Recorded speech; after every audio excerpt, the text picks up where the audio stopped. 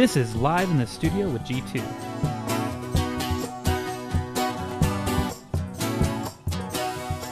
The show where we talk about the music we love to listen to and play. From time to time, we will have friends pop in and tell us their story, inspired by their musical journey and experience. Relax, enjoy, and subscribe.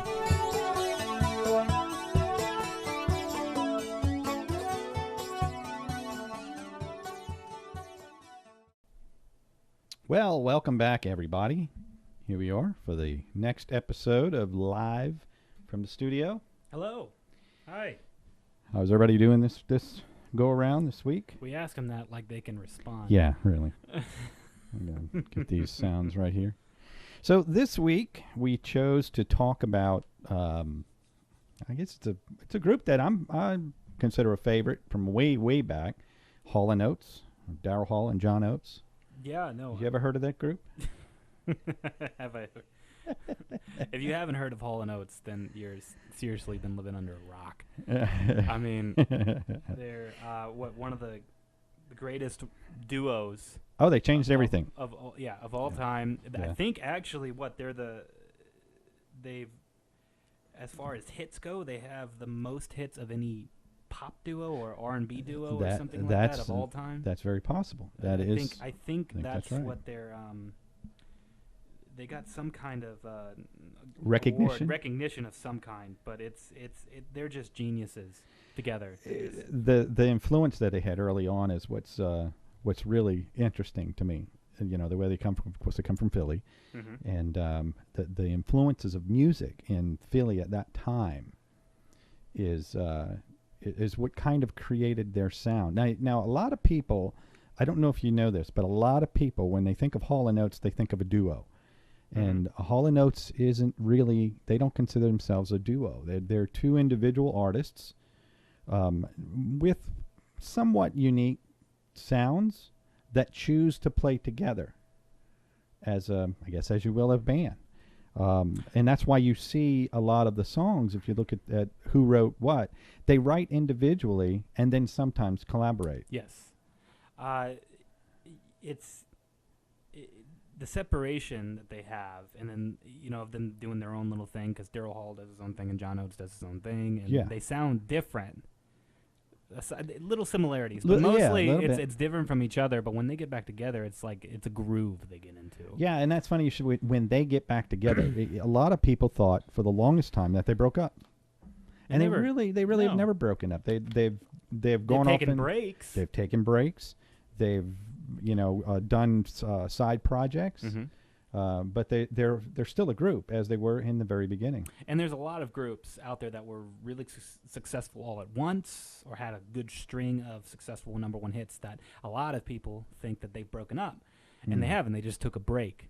Right, you know, another one that comes to mind, which we may do a show on later on, about would be Hootie and the Blowfish. This is the first time I've heard of this. Well, Hootie and the Blowfish, which is a big... Yeah, I love them. But a lot of people thought they broke up, but they never actually broke up. No, I guess they just kind of went and did their thing. And they still show up and do shows. Yep. They actually just had a show recently, I want to say, in Atlanta. Yeah. They had a show, but they do a regular yearly thing in Carolina. Where's he from? He's from North Carolina, isn't he? I think so. He's from Charlotte. I think so. I'm not sure. We'll look that up something before. Like that. Before we do the episode on Hootie. Yeah, we'll get all the facts straight. But the fact is that there's a lot of these duos, especially, Hall & Oates, that didn't break up. They're still together. They just do things. They have their own projects. They get bored with one another, and then they come back when they're not bored anymore. Exactly. But I did find out information about Hall & Oates was that they have sold an estimated, and I believe this is of 2017, so last year. Close enough. But they've sold an estimated of 40 million records. Wow. Making them the best-selling music duo in history. Wow. Yeah. That's a lot. That's quite a lot. That's and that's high up there. Daryl Hall is not a fan of the music business. No, he's not. He's at all. A lot of interviews, and I even think when he introduced some other, or even when I think they accepted for something for the Rock and Roll Hall of Fame. Yeah, he kind of had a little snide comment. I saw that. It's like it's like, okay, that's cool, dude. I think he says by design the music business is made up on the principles of thievery. Something. I think that is what he said. I've heard him say from time to time that the artist actually gets very little in the music industry. The artist is usually what gets the scraps, and everybody involved in the process gets something else. And that's why you see independent labels coming up more and more, because you can not so much the money part of it, but you can control the artistic part of it, and which is what every musician wants to be able to do, is control their own. Well, the technology now is more readily available for everyone to be able to, maybe not so much in the mastering process. And we talked about that in the last episode. But as far as recording, writing songs, that whole and actually distributing, a lot of that can be done on your own.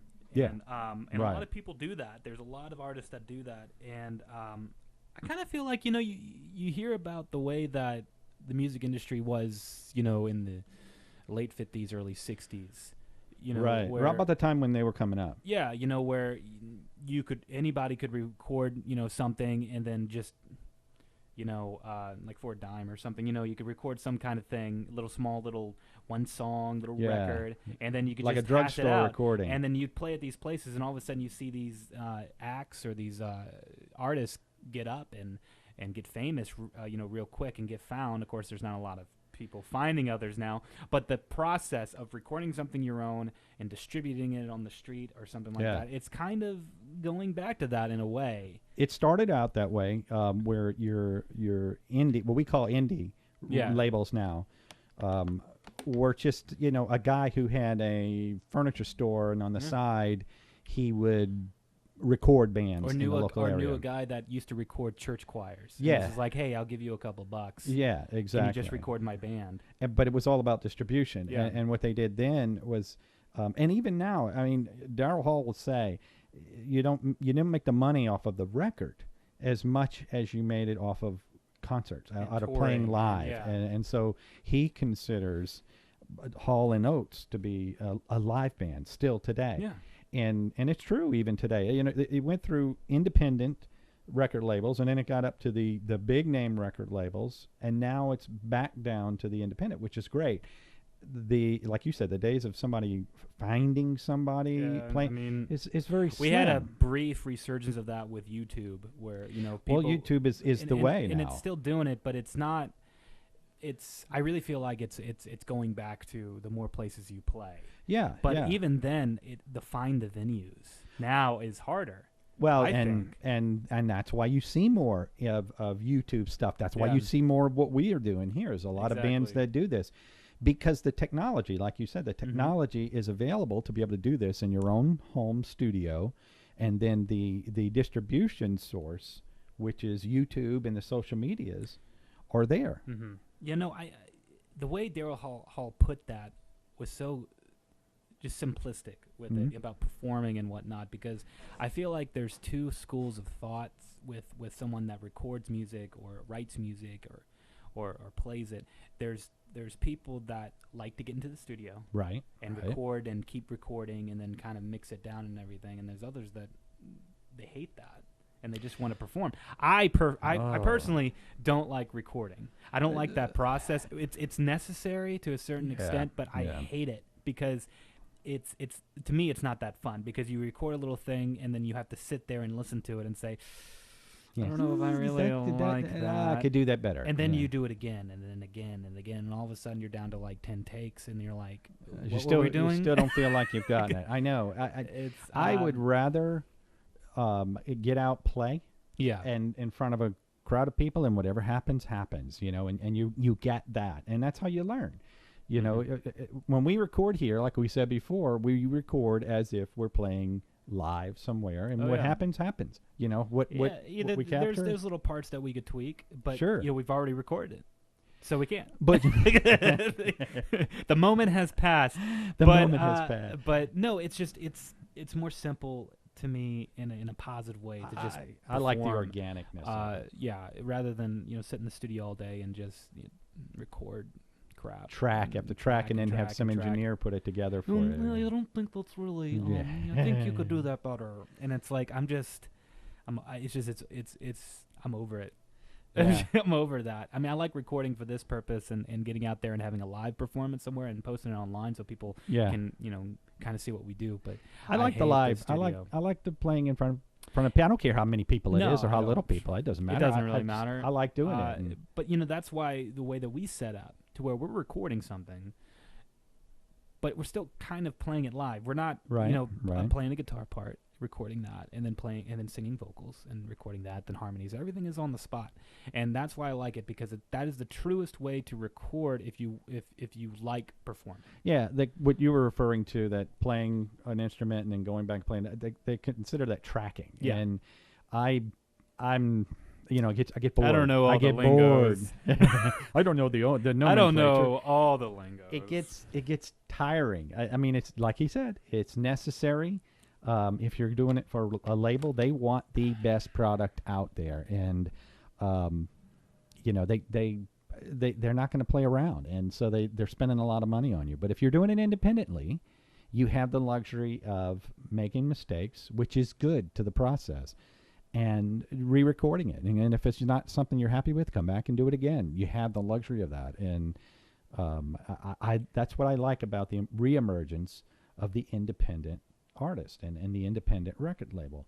What we lack is distribution. And but it's getting better and better. Yeah, but our goal is not getting records in front of as many people as we can. Our goal is playing in front of as many people as we can. Yeah. So when we record something and put it on YouTube or on social media of some kind, and you get an audience there, and then you go play somewhere, and then your audience follows you. That's what a musician really wants.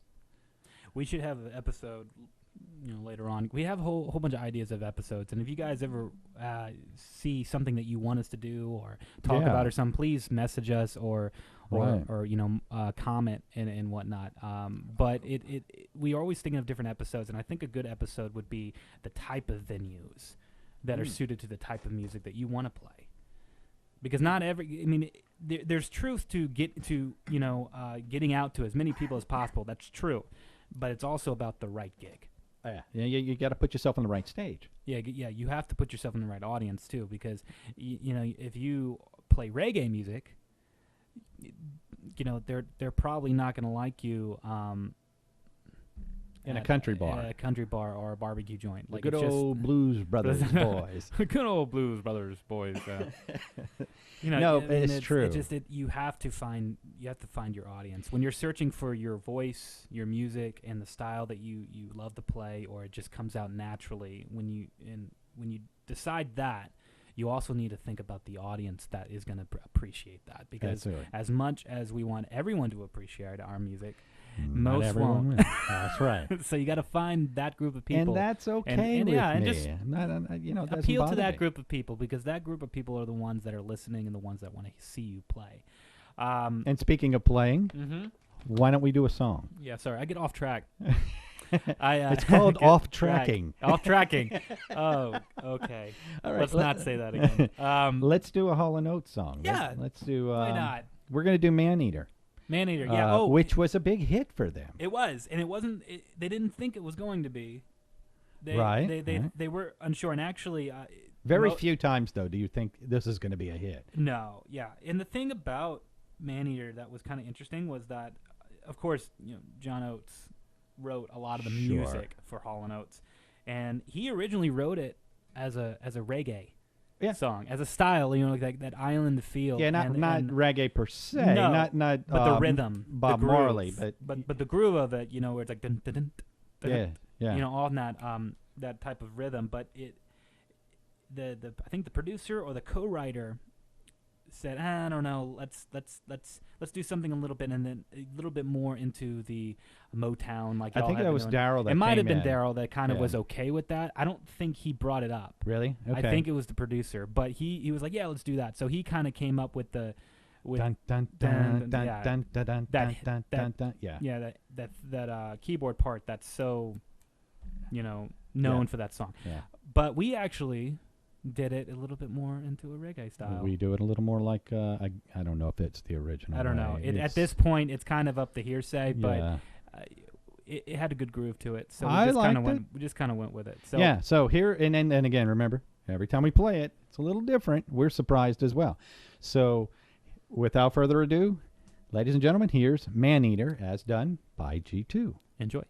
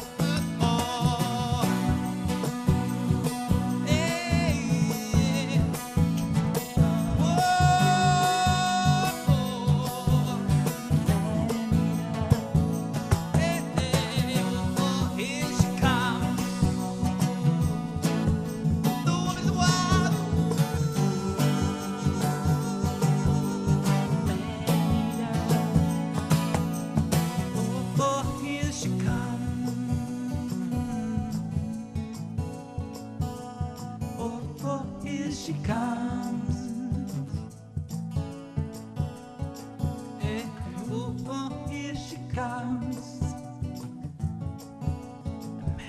Maneater. Oh, oh, here she comes.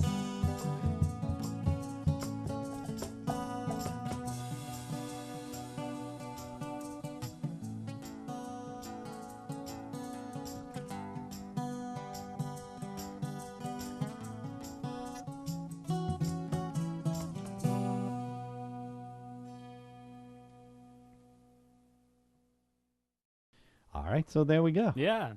I'm pleased with it. I like it. It's there.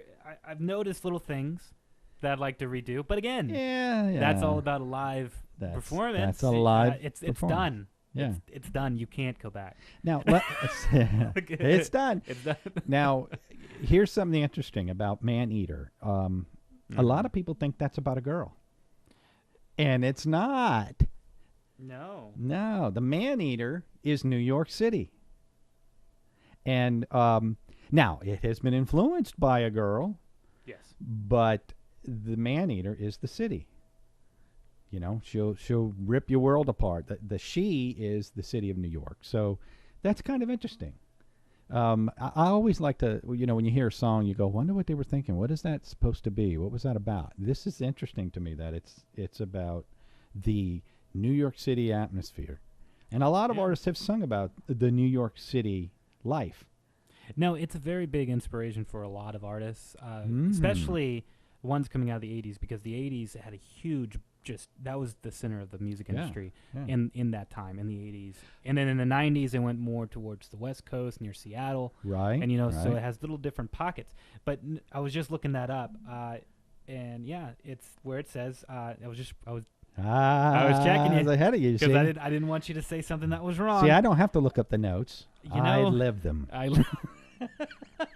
Well, yeah, I don't have that luxury. A lot of people sing about New York City, almost as many people sing about New York City as they do about Perry, Georgia. I don't think that's true. Nah, that's I make that up. It's about greed, spoiled riches. Yep. So, and there's another Hall Oats song. What is the? Now I'm drawing a blank. You also think it's about a girl, but it's actually. I can't go for that. Nope. No. You sure? Yeah.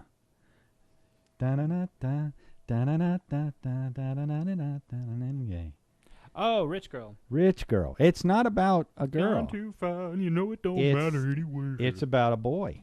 Yeah. It's actually it was about a friend of Daryl Hall's boyfriend, who was not a bad guy, but he was a what they called a trust fund person. He lived off of a trust fund. He didn't have to work, and he wrote about them. But you're a rich guy, doesn't sound as exciting as you're a rich girl. So there is that. Well, they'd say with that, it kind of goes back to the Maneater song, is that even though it's about, let's say a different gender than what sells, or in writing it in the point of view of a girl instead of writing it in the point of view of a city, it sounds better. Yeah. And rhythmically, that's what Daryl Hall has said. It's just it's in the setting of a girl because it makes more sense to the listener, but in reality, it was about the city of New York. I always, and you've heard me tell you this a lot, when we're singing a song, when you're singing a song, or even writing. Let's use writing as an example. You're writing a song. You're thinking about something. You're putting the story together in your head about what you're writing about, what your song is about. But the listener may not have that same story in their head. So it's about creating that movie. So what are they going to see in their head when they listen to your song? It could be completely different. So, and that's okay. That's the way it should be. It's about creating experiences. Well, there's some artists that when they record a song, and people always ask, "Oh, what you meant by that?" What was that line? They usually say, "What does it mean to you?" Exactly, because to a certain extent, I believe the inspiration for the artist when they write, is a little bit irrelevant when it comes to the listener, because the whole point is to get inspired enough to write a good song, and have someone enjoy it. Yeah, but you want them to enjoy it. And the best way to enjoy something is to relate it to your own life. So if the listener is saying, "Oh well, this is what it means to me," then that's great. which is good. Yeah, where it gets a little dicey is when they start saying, "Oh no, what he really meant was this," and it's like, well I don't really want to say what I meant, but that's not what it is. Do we really care? Do we really care? No, I don't. I don't. So, good song's a good song. You know, just on a side note, I've noticed we've gotten some additional subscribers. Thank you very much. Appreciate that. Yeah, thank you. Yeah, that's nice. What is it, like 2? I think we're up to 2. No. Keep subscribing. Keep listening. Keep sharing, subscribing, and, liking. Comment, please. Let us know what you think. If you have an idea for an episode or anything like that, that would be great. Yeah, we're looking forward to those. Questions or anything, Yeah, you want to know more about us? You want to know more about our process, how we do what we do? If you want to know where we're playing next, shoot us a note. We'll get you informed, and we want to see you out there, though. We're not going to give you this information and not want something in return. It's a quid pro quo. We want to see you out there. Yeah. So thank you for tuning in. Hope you enjoyed this episode. We're going to come back with another one next week.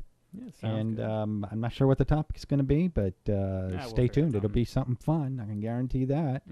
Thanks again, Gary, for showing up. Yeah. I know it was difficult for you to get here with the traffic in the hallway and all. I have no idea. And ladies and gentlemen, we will see you next time on Live from the Studio with G2.